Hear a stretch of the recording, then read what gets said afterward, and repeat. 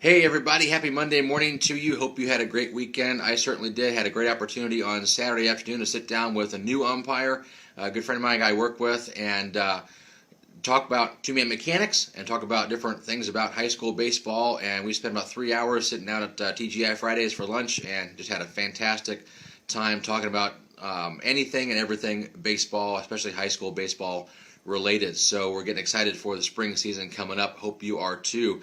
I know for some of you, especially in the Northeast, spring seems such a distance away because of all the snow you have on the ground, but I hope things are changing for you up there. I haven't seen the forecast. I know forecast here is going to be pretty good over the next several days, couple of weeks, so that's pretty good too as well. Okay, jumping back into the rules. Question on Friday was the batter has an 0-2 count or a two-strike count on him, didn't like the pitch calls, turns around, mouths off at the umpire, and the umpire dumps him. Now what happens? Now you have a situation where you have an ejected player in the middle of action. In other words, the middle of an at-bat. What do you do about that? Well, what happens is a new batter will now come in, a pinch batter, a substitute, and unfortunately for him, he assumes the count left over from the batter who was ejected. So he walks in now with an 0-2 count on him.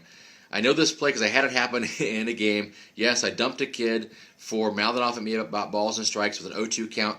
Both of the strikes were right down the gut. I couldn't believe he even said anything to me, but he did. He got a little mouthy. I dumped him. He sat in the dugout. Got a new guy up to bat who unfortunately assumes an 0-2 count. Next pitch, he swung and missed. One pitch, and he's out, and it also ended the inning. It was not a good situation for anybody. I really felt bad for the guy who came in for the kid who got dumped. So, but that's what happens if you have an 0-2 count, or any count for that matter, and the batter gets ejected during his at-bat. The next batter, or the substitute batter, I should say, comes in with whatever account he had. He assumes the count of the ejected batter.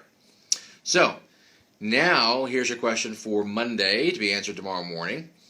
You have a runner on first base, and the pitcher goes into the stretch, and he comes set, and he's checking the runner, and uh-oh, the ball drops out of his glove, and it rolls down the mound.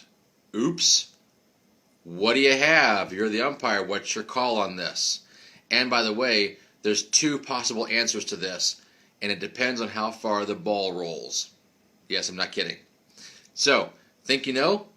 Post below. And of course, please like and share the video. And if you haven't hopped on board yet, go online and get your copy of Come On Blue, A Fan's Guide to Umpiring. Have a great Monday, and I will see you tomorrow.